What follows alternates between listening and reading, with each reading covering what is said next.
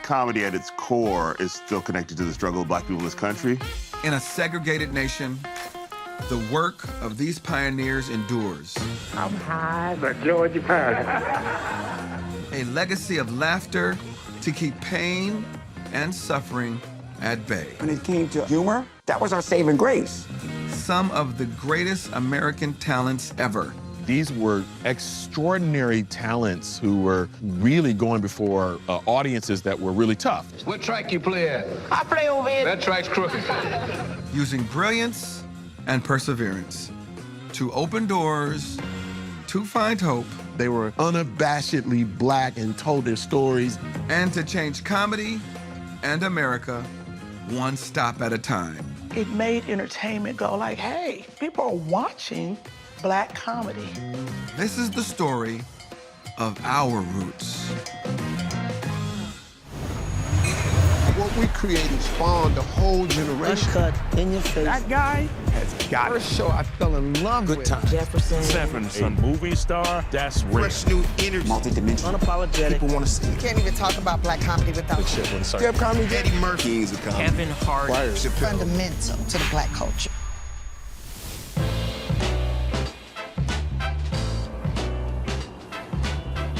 When you think about the history of Black comedy, I think it kind of starts with the Chitlin Circuit. I don't know if it started with the chitlin second. You I don't feel like think it so? started in the household. I think it started on the plantation, like, Right. yeah, that's where it All started. right, first paying Black comedy starts Got with paid the when you did it on the Chitlin Circuit. plantation. You got paid in meals. We're not talking about Slave Chappelle. Yeah, Slave When you got Chappelle paid is in crazy. chitlins. That's why it's called the Yes. chitlin circuit. Right, Yeah. right. Yeah. No, I mean, they needed somewhere to be able to get down. The mainstream rooms weren't letting them, so boom, here it is, all across the country, these little rooms, sometimes bigger rooms, that allowed us to become stars. Imagine how funny you have to be to make people laugh after dealing with racism all week. Think about that in that space. To be Black in that space, to be a woman in that space, to be gay in that space. And just, Selling tickets. they were uncompromising. That's Right. literally, there were so many reasons to not do it. Right. There were so many reasons for it to be like, this is gonna be too hard. That's what separates them from the rest. That's why they were so legendary, because they dared to go against all the odds. What is the Chitlin Circuit? That is the term used to describe Black clubs, Black social gatherings, comedy clubs, and I always found it a little derogatory because chitlins stink when you cook them. I was like, why chitlins? Why not chicken? Why not watermelon? Something other than chitlins. That's disgusting. So the Chitlin Circuit basically was a series of old vaudevillian theaters, small clubs that were located in, not only just in the Jim Crow South, but all through the North. And they basically acted as a venue for young entertainers to ply their trades. Segregation really kind of closed off all of the mainstream meeting white areas and theaters for a lot of these acts, and particularly for comedians. The Chitlin Circuit was looked upon as a lesser because it had less resources, but it also honed some of our best and our most iconic Black comedians in this country.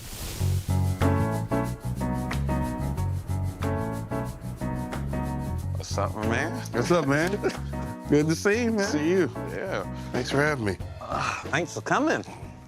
You know, you got to when you're summoned. Hey! Come out, pal. Oh, apparently someone's been to my YouTube page. Oh, too soon for a slavery joke? Is that what it is? How'd you know it was pizza? Preach. Thought you wanted the whole story! When I think about Black comedy, you're one of my favorite comedians because you're unapologetically Black. I don't think I've ever seen anything where you weren't clearly Black in your perspective. There's just all these conversations we have to have with racism. It's just, you know, it's bad right now. We have to have all these people of color. We have to have all these conversations, and unfortunately, we have to have them with white people. What were your thoughts about the Chitlin Circuit? The Chitlin Circuit was a necessary outgrowth of the fact that America wasn't going to let Black performers perform in the white spaces. Yeah. And you're also talking about, when you say the Chitlin Circuit, there's a sense of like, maybe those performers aren't as good, but you're talking about like even if you forget comedy, just black entertainment in general, talk about the greatest black performers of all time. James Brown, Lena Horne, Billie Holiday. These are not off-brand performers. No. But the way they were going to get paid, the way they were going to spread their name and their work and get acclaim was to play these black clubs that were sort of colloquially called the Chitlin Circuit because, of course, they served soul food. It was black clubs, you know. Went to the racetrack, I had a roll big enough to choke a horse. That's what I should have done, was choke that rascal instead of betting on it. If you got on, it was through the Chitlin Circuit. Yeah. I think people hear the term Chitlin Circuit and think like you said, lower quality. And I think it speaks more to a culture of people. Like if there was a country music circuit called the like Rocky Mountain Oyster circuit, it speaks more to a group of people who eat these things more than the quality of the act. Well, also, it's sort of, I don't know if it's connected to that, but it was called the Borscht Belt for Jewish comedians. Okay. So, like, that's because borscht is what they ate. And so, yeah, it's similar to just like, this is what, if you call it that, then you know who performs there, what community is supported by that. We've had some really prominent, some of the best to ever do it come out of the Chitlin Circuit. Like when you think about people like Moms Mabley. He was so ugly, honest to goodness, he hurt my feelings. Dick Gregory. Bobby Kennedy said about 9 weeks ago that 30 years from this year, Negro can become president. So treat me right, I'll get in there and raise taxes on it. How are we even here without acts like that? We're not here. We're not, I mean, and what you just did is like, those are all sort of like different styles of comedian, you know what I mean? So it's like, it's not like even the Chitlin Circuit wasn't doing one thing. It was serving every black audience who wanted to go see black performers. The Chitlin Circuit was the formal circuit for the black minstrel performer. It was called the TOBA, Theater Owners Booking Association. And that was a circuit that was less than the Orpheum Keith circuit. The Orpheum Keith vaudeville circuit was the largest circuit in this country, owned by Joseph Kennedy, the father of John Fitzgerald Kennedy, our president. So that circuit, the housing was not as good. There perhaps was not a per diem. The accommodations throughout the traveling on the so-called Chitlin circuit, the TOB circuit, and they called it tough on black actors. Also, it was called tough on black asses. So that was the TOBA circuit, which was the black minstrel circuit, which was a severe step down from the Orpheum Keith circuit. You know, with the Chitlin circuit, the hard part was the consistency of the gigs. When you have a standalone comedy club, you know, the club is gonna be there, it goes on for years, they have set nights.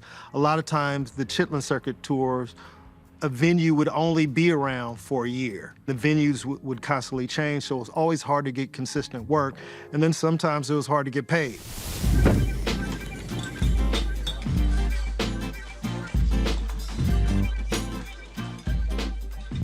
We are here for a soulful brunch. We are. We're about to eat really well. Thank you. Thank you. I like that. Thank you, thank you, thank you, thank you. Why you bring me so much? It look like I eat that much? Ooh, I do. I do too. As we both know, soul food is fundamental to the black culture. Absolutely. But what is also fundamental to the black culture is comedy. I got a lot of things I got to get off my chest right now. Well, we already know I got a lot of things to get off my chest. The audience is loving the show. I had to talk with my inner hope. The sillier I was, the harder they laughed. Go on now. Whose idea was this to eat food and talk about comedy? You know you laugh good when you get some good food. No, this don't make no sense. I'm about to lay my body on this food. But you know. It's delicious. When we talk about one of the earliest forms of comedy in this country, it is centered around minstrelsy. And minstrelsy was basically designed by white people, and particularly in the North, who wanted to portray black people as comedic types. Now, from that, you begin to see people like Bert Williams, who was a black comedian who wore blackface, which was the prevalent way of doing comedy in the minstrelsy, who adapted that but tried to basically subvert it.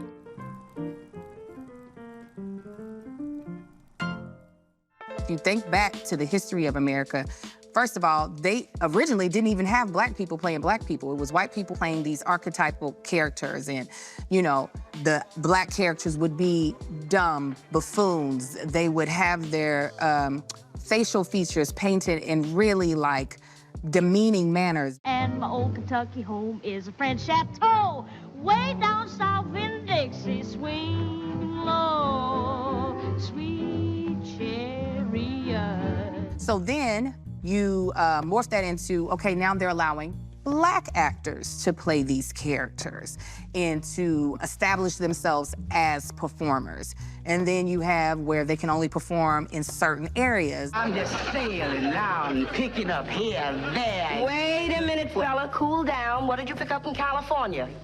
Well, they wasn't putting down nothing in California. You're telling me?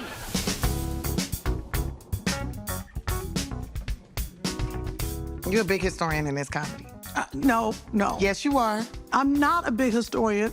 You gotta know where you've been to know where you're going. And to respect the people that came before you. I think about, like, those Amos and Andy. Amos and Andy, those comedy duos. Have the prisoners approach the bench, please.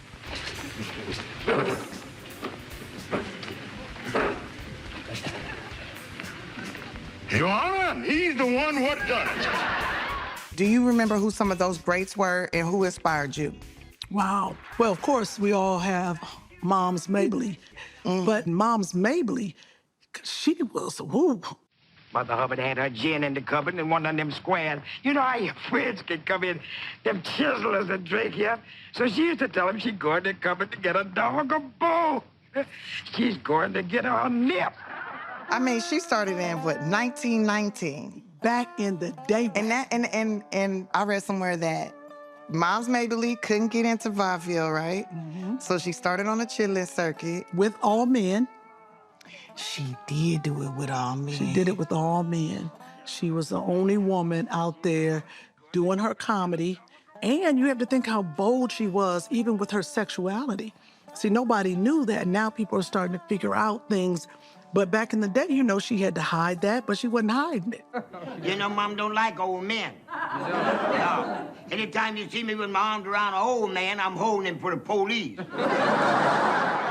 Moms Mabley was in my opinion, the pioneer of female comedy. Moms Mabley's history to not only playing characters, being comedic, being outrageous, and then going through what she had to go through as a black woman at that time. She pioneered for black women in comedy what we know as the black female comedian, in my humble opinion.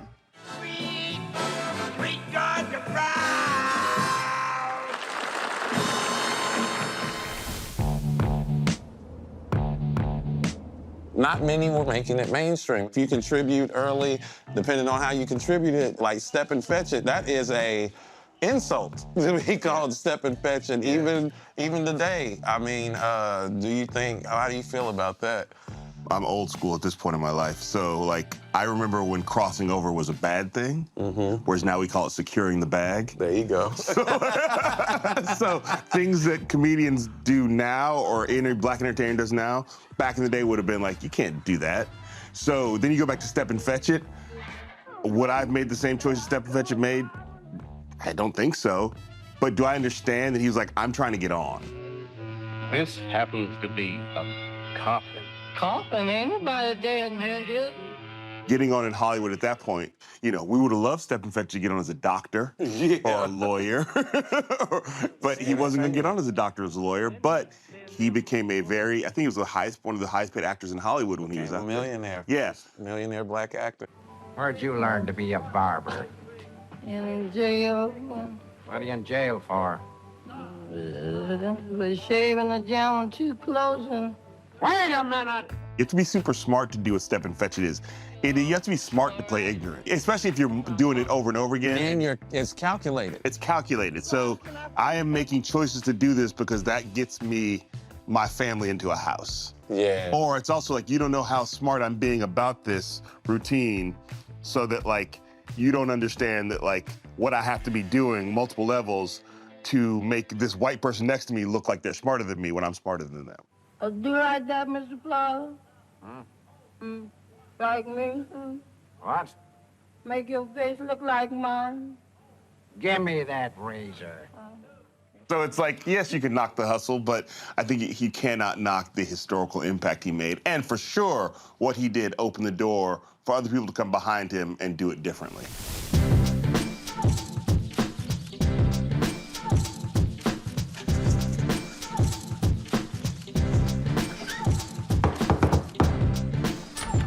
What's up, man? What's up, baby? You made it, huh? Yes. What you up to? Where is your bathroom? Left, fast. Tell me about your journey real quick. Like, let's talk about stand-up. You started in D.C. I started in D.C. Right. Yo, what's up? What's up? You pick it up. You don't think I know what's going on around here? It's a black thing. You wouldn't understand. Could you get that for me, baby?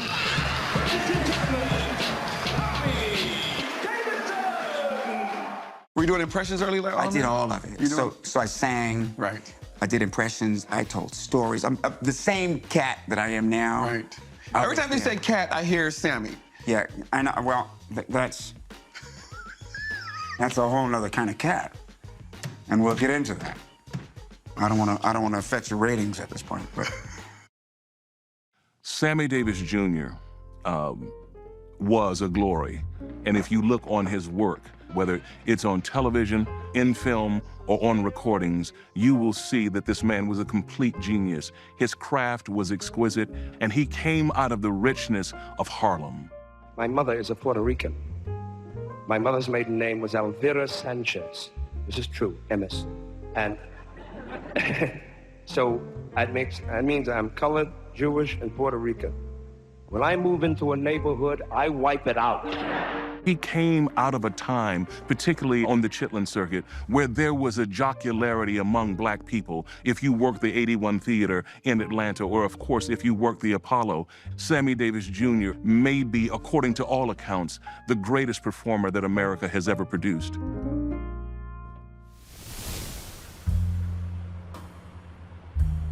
What inspired the impression, and what does Sammy Davis Jr. mean to you? What inspired the impression was I just could do it when I saw him. You know, I saw him on Laugh-In. You know, I saw him in the 70s, you know. Right. I didn't like the song Candyman because I thought it was corny, but he would kill it, you know. Here can make the sunrise, sprinkle it with dew. I'm like, who is this nigga? You know. Who can take a sunrise, sprinkle it with dew, cover it with chocolate or a miracle, but you, the Candyman, yeah, the Candyman can. He had bitches, you know, he's on Hefner's thing, you know, there's chicks around him. I mean, like, who is this dude with the press to the side? You know what I mean? Like, and I just loved him. But now it's a whole different story because this is the guy's life who spanned the whole entertainment spectrum to become one of the biggest entertainers of our time, and no one can still touch him. Nobody. No one. He went from going on the road with his dad and his dad's brother through vaudeville, through the Depression, and was still able to perform. World War II came along. He got through that era. That's where he learned how to do white impressions. When you do impressions, you gotta grab a characteristic of the fella and, you know, enlarge upon it. Like, for instance, Jimmy Stewart. Yeah. Now, it's kind of easy because he has a slow, kind of drawling way of talking, you know. And when he says something, he expresses it wonderfully, you know. He went on to be the top actor, top recording artist, top film guy. You know, somebody that you would aspire to. Michael Jackson, all of the people that knew anything about entertainment knew that he was the one. And so, like anything else, if you see it, you can do it. It's 2:45. There's no one in the place except you and me. Did you ever meet him? I never met him. I met his wife. I met his wife, Altaviz. We went around Hollywood for 2 years trying to get me to lead in the movie. Right. And just spending that time with her. They wrote me a letter. I didn't live in color. And he was sick at the time, and he said, man, he loves what you're doing. You know, I love you. Can't wait to work with you one of these days. And he passed away. And she passed away, too, during that journey. That was in probably the mid-90s. Gregory Hines called me at home. Gregory Hines calls me over to Venice to have lunch with him. I'm like, Gregory Hines called me, man. What? And he sat me, he said, you know what? He said, you're the only one that can do Sammy, but you're gonna have to start now. Because he could do everything. Right. So in order to do that right, you gotta start now. You know what I mean? And I started then and I still ain't stopped. We heard the breeze through the trees, singing weird melodies. For him to be the heavyweight that he was, he knew everything that I know now. How to write, how to dance, how to sing, how to arrange, how to act, how to deal with an audience from 4 up. From 4 up, you know? So that's what he means to me. That's what he means to all of us, really. Because he was, for black entertainment, he was what Michael Jordan is to basketball. Absolutely. You know, he showed that it could be done.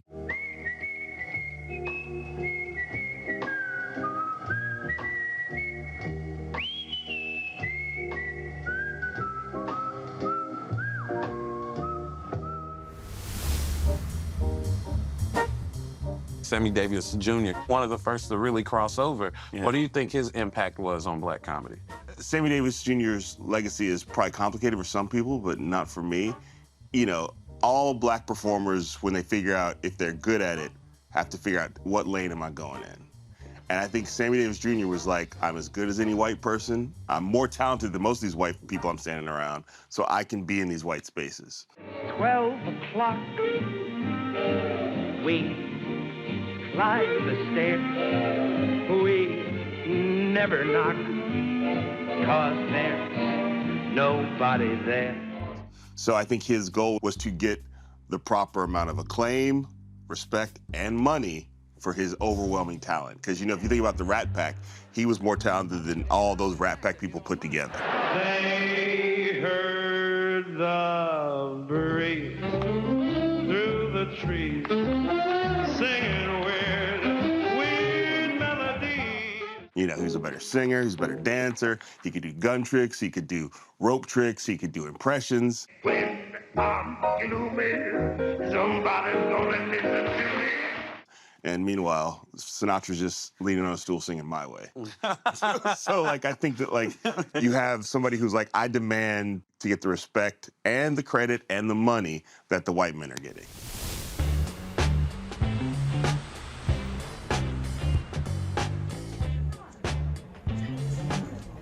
Tim Reed, Tom Dreesen, comedy duo of the 1900s. The first interracial comedy duo that I know of, that I could find. What is this, an Oreo cookie in reverse? Okay. And just think, I learned everything I know about white people from Tom. Ladies and gentlemen, please welcome the funny and talented Tom Dreesen and Tim Reed. The first paid gig for you guys, what was that like? Were you scared? When we talk about authentic black comedy, I would say by black people having their own agency and their own voice, it still goes into 2 different directions. There are the comedians who are in Hollywood system. Typically, we're doing derogatory depictions of black people at the exact same time as that you had comedians in the Chitlin circuit who were giving raw and authentic depictions of life within the black community. And even going on into Richard Pryor, evoking and evolving that into commentary. Then the police came, I went in the house. Because they got magnums too.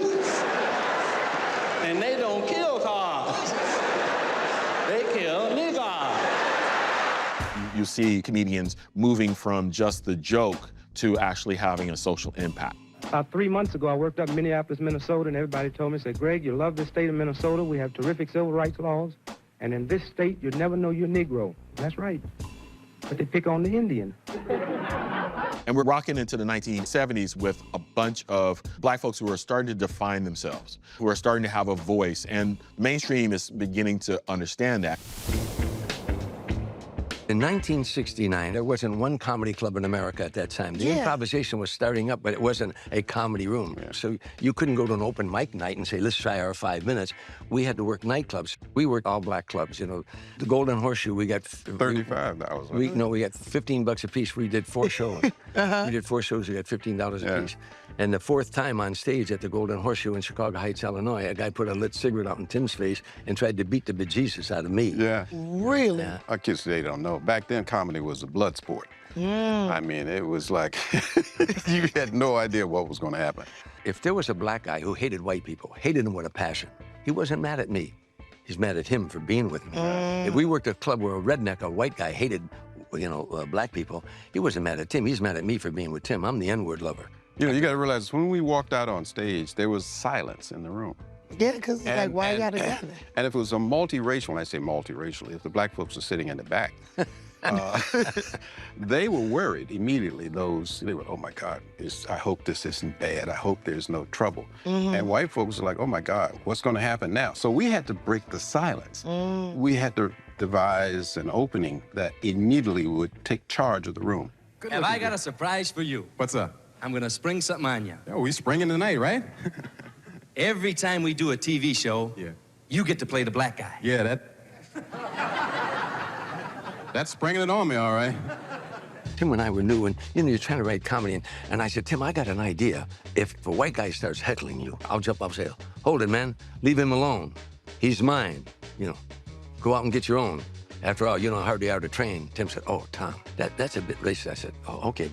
You know, that night we go on stage at 20 grand. The second show, there was like 12 guys in the audience. The moment we hit stage, some black dude in the back said, hey, white boy, what the hell you doing in this neighborhood? Tim said, hold it, brother, leave him alone. He's mine. Go get your own. After all, you know how hard they are to train. And the roof came off. Remember, we brothers. In the ghetto. In the ghetto. All right. Hey, what's happening, Jive? My main man. Say, look here, baby, this way I catch Big Mac. I gotta ease uptown, get me some new rags, you know, a couple fronts, pair of gators, go check them traps, do a little night crawling through the hood. That's out of sight, man. I didn't know you spoke a foreign language. Dick Gregory would sit down with us and say, guys, this is what you got to do. You have to act. I remember one time Dick was saying, so the problem is your entrance. So you need to hold a glass. Remember he told us you got to have a glass and a cigarette. And the way you write the comedy is that you go boom, boom, and you go whoop, and then you tell another joke. Hey, baby. Look here, man. This way I catch Big Rag. I gotta slide uptown and buy a bus. There's some alligators stuck in my traps. I'm gonna go crawl through the night with a hood on.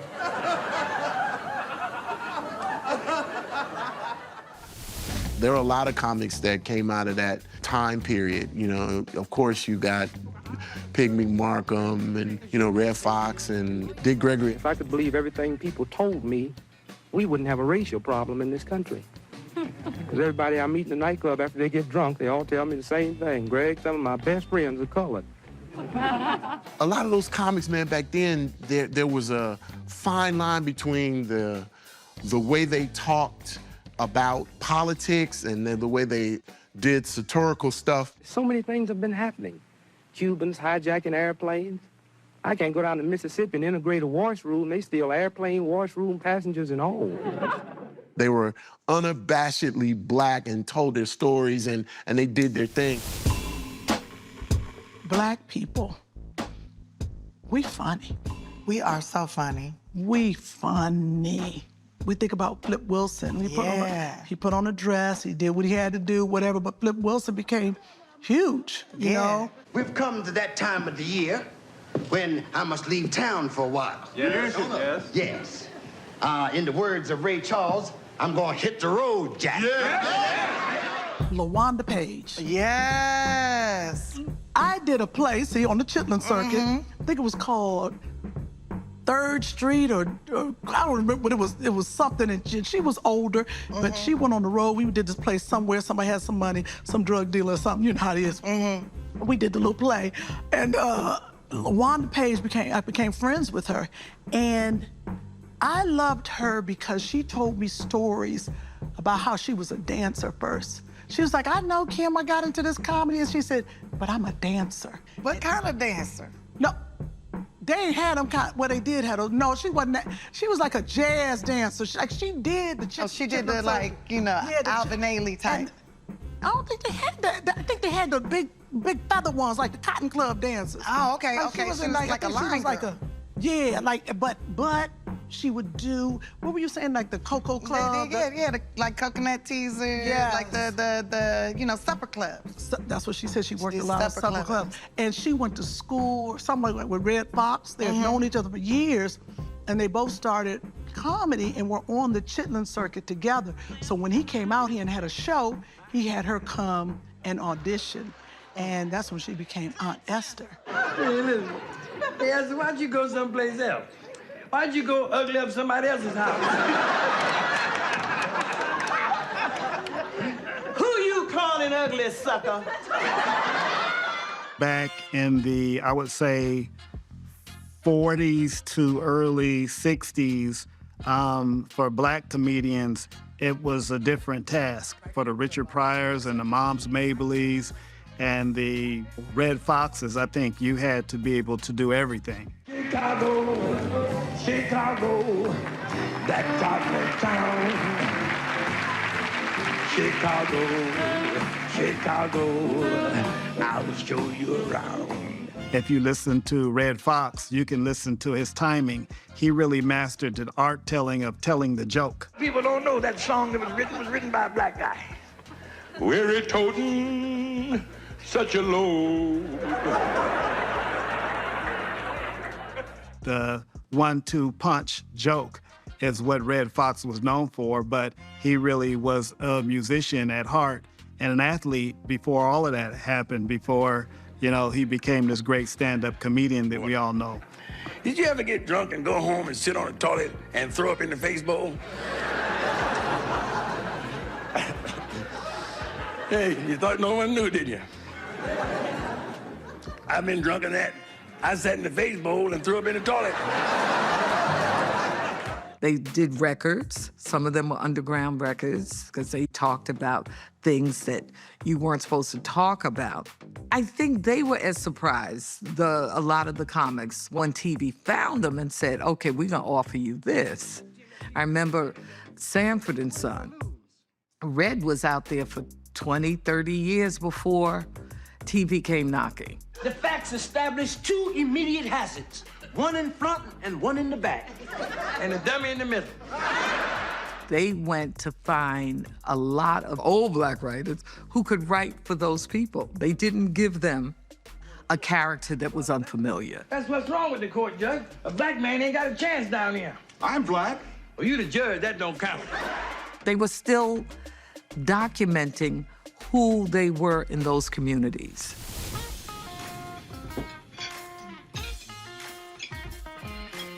You know what was interesting is that the Chitlin circuit still exists today.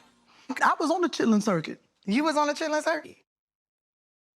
When we think about the history of what was allowed and what wasn't allowed in live venues, you can even trace that all the way up to like the black church plays. When we think of like a Tyler Perry. Y'all acting like she's holy and saved. I told you. But she slept with my husband and I hope she on a slow fall of hell. I ain't lying. Like all of his plays were through the Chitlin circuit, okay? It wasn't as if the Broadway is not opening their doors to Tyler Perry. They'll do that for, you know, maybe an August Wilson, but you sometimes have to go through where people will allow you to be, to get the momentum to be able to go where you want to be.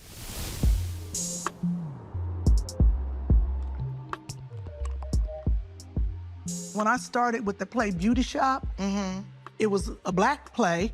It went across the country and all the black people came to see the play. And that was the Chitlin circuit. And then Tyler Perry came in and he's pretty much the Chitlin circuit, but it's really for black audiences and black performers.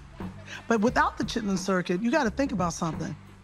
We wouldn't have a place to perform. So I thank God for it. When people are like, oh, you're doing the Chitlins, even when we were doing stand-up back in the day, it was the Chitlin circuit. If you came over to the Black Comedy Club, it was a Chitlin circuit. If we went on the road somewhere and we were doing a restaurant, people called it the Chitlin circuit. And they looked down on it, but we were getting our wings. We were practicing. Yeah, we were learning. Speaking of comedy, it's serious business. Okay, it is a business. How do you think comedy has affected Black entertainment? Wow. We think about the Sidney Poitiers and the Denzel Washingtons, yeah. But Black comedians really, people love to laugh at us. We just gotta say what it is. Even us. From back in the day, that's why they had blackface. I feel like it has made a way for a lot of people, like the Jeffersons, when Black comedy was really, we had Black exploitation movies, but when these Black sitcoms really started popping off and being funny, it made entertainment go like, hey, this is viable. People are watching Black comedy. Is there a difference, you think, between Black comedy and mainstream comedy? Good thing about Black comics and Blacks in general, worldwide, globally. Absolutely. Is that we come with that innovative string, that survival instinct that makes us multidimensional. Al Green? Woo! Al Green! Al got a style, too, just a style.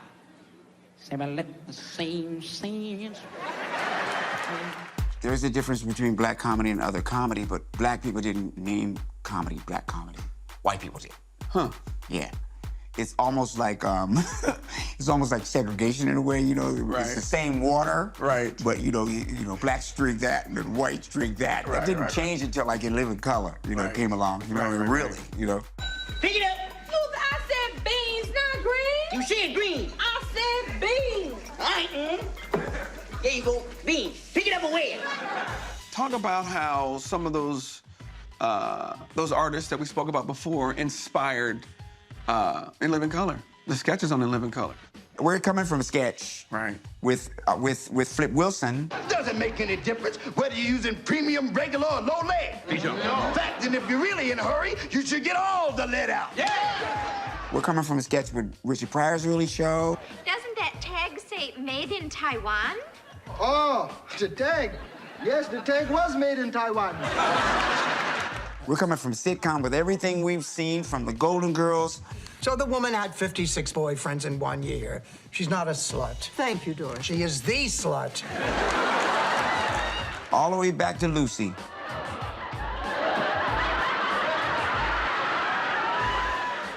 We are the American entertainment audience, man. Right. And so the only thing that they did was bring that audience to the audience. It's the A-list, baby. The A-list. You're on the B-list, you gotta rent the video.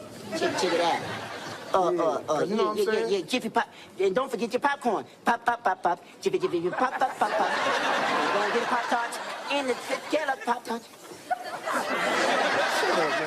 It influenced Saturday Night Live. Right. It influenced sitcom. Right. It influenced everything. But the best thing that it did was it influenced us, the people of this country. And so that's where we are. You look at the Super Bowl and everything that happened, corporate-wise. Tell them, explain to them the halftime watch the show. Super Bowl. And everything corporate-wise that happened was because of that moment that we took the audience from the Super Bowl. Fox and Doritos are throwing a super halftime party live from Hollywood, featuring the cast of In Living Color. I think America's ready for that. They just said, the football game is cool, but we ain't watching halftime.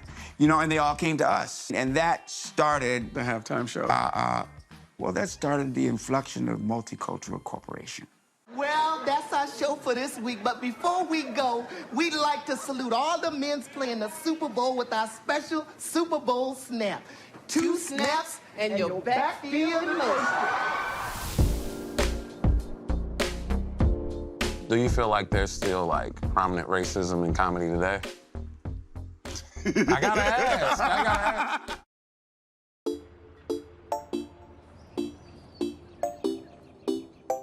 Black comedy at its core is still connected to the struggle of Black people in this country. So Black comedy always was giving Black people a release in a way that white comedy didn't always have to. Yeah. White comedy could just, it's funny. Whereas Black comedy had to connect to make the struggle a little bit less for me in this joke, which is a lot of pressure, but we've had a lot of greats been able to do that. Well, why don't you go away? Take a little trip for your health. Yeah, I think I'll go out here to... Don't go out there, they're filled up. I would suggest that you go over to... And get 10 years? I think it's the thing that's overlooked is why we need to have conversations like this. Because I'm not even gonna lie, I'm one of the highbrow Negroes that look down at the past before. And Geraldine, I wasn't a big fan of, you know, because that's all that they would show me from Flip Wilson. You know, but Flip Wilson having that show was very important. He introduced Red Fox to the masses through that show. Now, at this time, it gives me great pleasure to introduce your new main man for the next 2 weeks. My very dear friend and colleague, Reverend Pussyfoot Johnson.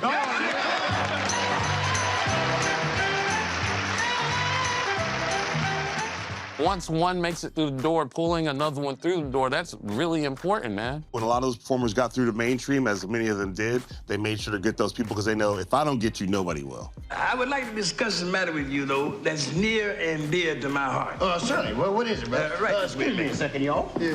What is it? My salary. I think that's something that I hope we continue to do. As this movement of black comedy gets more and more accepted, that we don't forget that part of it is bringing others with you. I mean, I tend to think that black comics tend to do that. And I think if you don't, people are gonna notice it. They do. So, like, I think that if you don't do it, it starts to look really weird. And I don't think you could, I think sometimes we wanna wait until, well, when I'm really successful, you know, you gotta do it the whole time. Tell about it. So just pretend you're in a gas station. Take out your credit card. Hold it up. We don't take credit cards. I think it's very important to always have our own section of humor.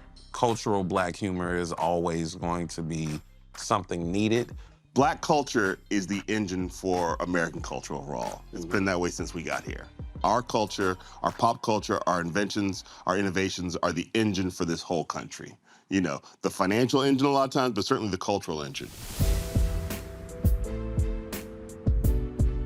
When you think about what we were going through as a people, it seems like it's so painful. But it seems like we as a culture takes that pain, flips it on its head, and finds a way to make it comedic. You motherfuckers just hang black people. Right? Be bored and shit. Motherfuckers Saturday night, be hot, can't get no pussy. What you want to do? Shoot, ain't nothing to do. Go down to jail, string one up. Black comedy has changed the culture. It like literally moves things forward. Since they came to my house, the numerator came knocking on my door. This little white man with glasses. He come knocking at my door and he goes, "Hello, I'm with the U.S. government. I'm with the census and we're taking an account and we just want to know how many people live in this household." And I was like, it's just me. We talk about what's going on in the world in such a way that is funny. And it's hard stuff we talk about in black comedy, for sure. In all comedy. But it's something about how we do it. It just changes the narrative of all comedy across the board. Sisters do not like a white girl with a brother, especially if he's good looking like me. It hurts you to the core. You would rather get your hair done and go swimming than see a brother with a white girl. The legacy is us three right here doing this show. Like, they really made strides and did some miraculous things so that you and I and you as well could sit here and do this. Showed that we didn't have to depend on anybody else to get what it was that we wanted. We create our own way, and I think we still do that. Anytime a black woman says little and some shit of yours, right? It's nothing positive about that. It means fuck, whatever it is, all right? Your generation's the best at that. You know what I mean? Like, you guys ain't waiting for nobody. You create your own TV shows. Y'all shoot movies on an iPhone. Like, you create your own podcast. That's and the I Chitlin think circuit, that's though. the Chitlin That's circuit. the influence of the Chitlin circuit, for sure.